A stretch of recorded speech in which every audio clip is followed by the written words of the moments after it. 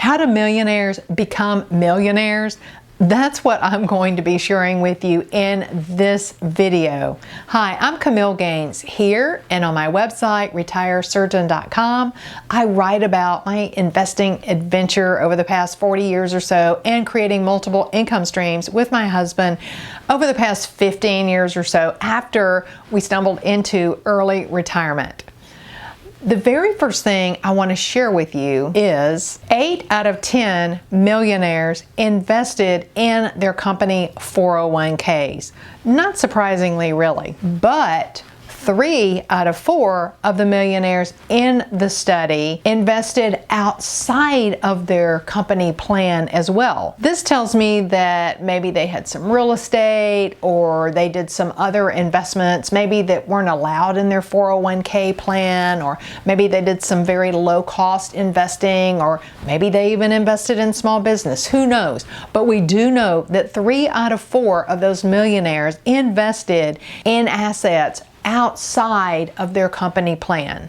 Now, it's really important that I let you know that this information comes from Ramsey Solutions.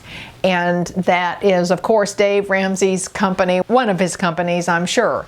And this was based on a study that they did. The next fact that was revealed in the study is that very, very few of the participants in the study that became millionaires said that they did so because they chose a stock that turned out to be a great winner. We all know of that investor that was a really early, I live in Austin, so around here it's an early Dell investor or maybe an early Apple investor that became a millionaire simply by investing in their own company stocks. And that happens for a lot of executives, right? Or a lot of people that work for companies.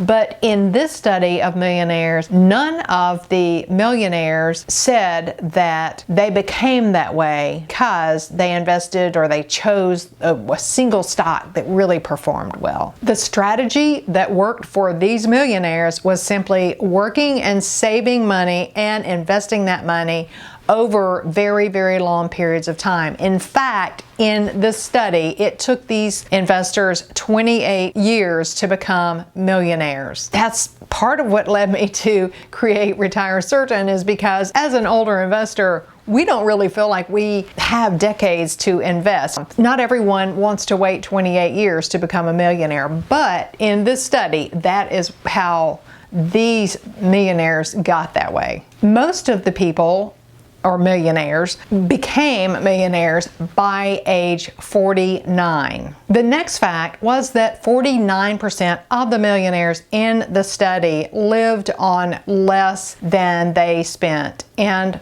that's just good finances, right? Good personal finances is to live on less than we spend, right? That's the only way that we can really get ahead, and that allows us to save money, invest it somewhere in some type of asset that's going to grow. In fact, in the study, 3/4 of the millionaires said that they had never carried a credit card balance, but that does leave 25% that said that they had carried a credit card balance. And let's remember, about, a decade ago or so, a little bit more, credit card balances had 0 interest for a very long period of time. So that may not have been necessarily a horrible thing, especially if they weren't paying high interest, which is the horrible thing about most credit card balances. Most of the millionaires in the study did not come from upper income families. In fact, only 2% of the millionaires said that they did. 8 out of 10 came from middle income or lower income families. So they didn't grow up around a lot of money. Sometimes I think that can be the driver. Struggling when you're young can be the driver for really saving and investing smartly and having good finances when you're older, because you remember what it was like struggling growing up. And I think that can either be a driver for people to create wealth, or it can be a detriment because people don't feel comfortable around having money. They don't feel worthy. They got bad maybe messages or learned bad habits growing up. So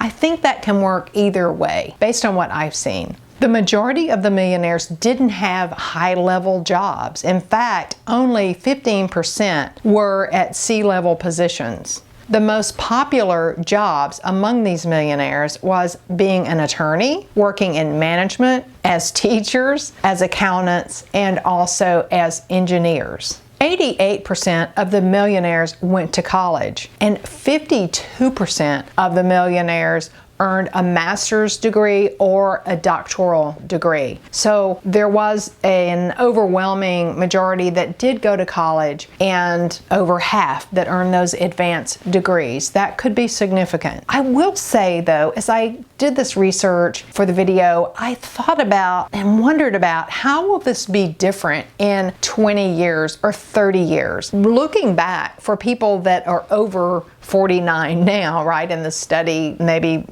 I would say now most of the people in the study would be well over 50. Looking back at what's happened over the last decade or two even, the opportunities that have opened up for people to be self-employed based on the internet and based on everything that can be accomplished in small business due to lack of regulation or lower regulations and just all the opportunities that are now available. I have to wonder if this study won't look completely different. Maybe a lot more of them won't go to college, is what I'm trying to say. Not that I'm discouraging college. I think it's wonderful. I'm just saying that I think the opportunities that exist now are really different than those that existed over the time frame that these people in the study were earning their first $1 million. That's what I want to share with you in this video. I'll see you at retirecertain.com.